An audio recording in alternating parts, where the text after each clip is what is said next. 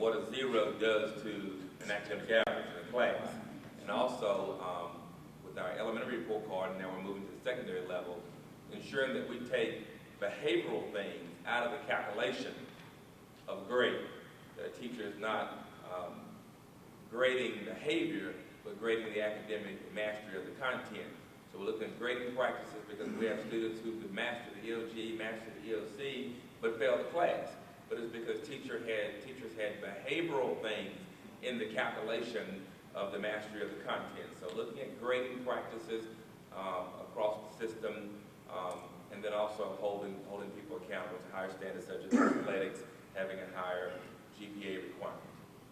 And the other thing we did too, Dr. Thomas, is that to the dropout issue, we knew that students weren't deciding, many students were not deciding to drop out once they got to high school. Some of them have been pushed out. So we looked at what was causing that. Also, we looked at middle school. Because what we found is we had some students who were very successful academically. They were over age to be in middle school. Some of them could probably be eligible to get a license and need a parking space.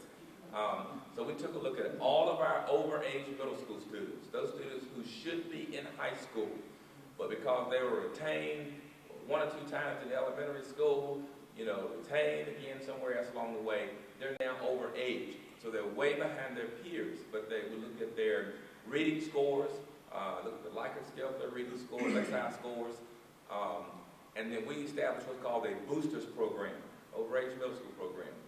And we compacted 7th and 8th grade, and for another group compacted 6th and 7th grade.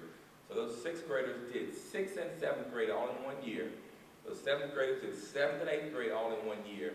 And then we moved them to the high school. So they caught up with their peers. And we found, and believe it or not, those booster students were very nervous at first how they were going to do. But every single one of them in the first 3 cohorts have passed their English 1 EOC and Algebra EOC. Okay. Did you have a... I have a comment of James Mason, Pamlico County Board. On the GED, everybody gets on this GED problem and say, hey, look, it's not good to get a GED. Well, I was on the college board.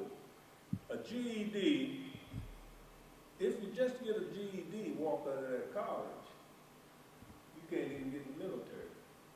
But if you get a GED, stay in the college and do 1 semester, 2 semester, or whatever. When you come out, what go on your resume is not a GED.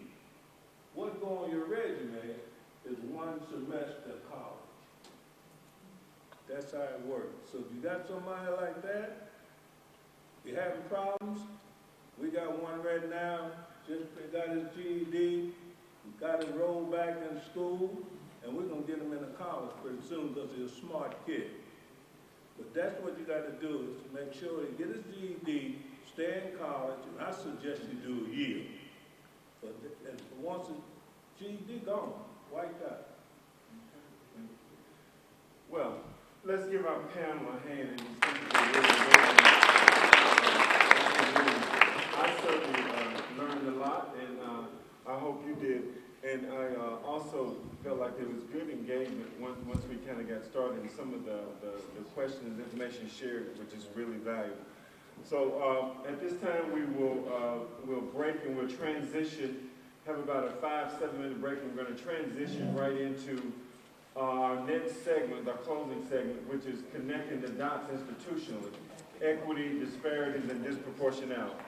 But again, let's give the panel a hand. Thank you so much.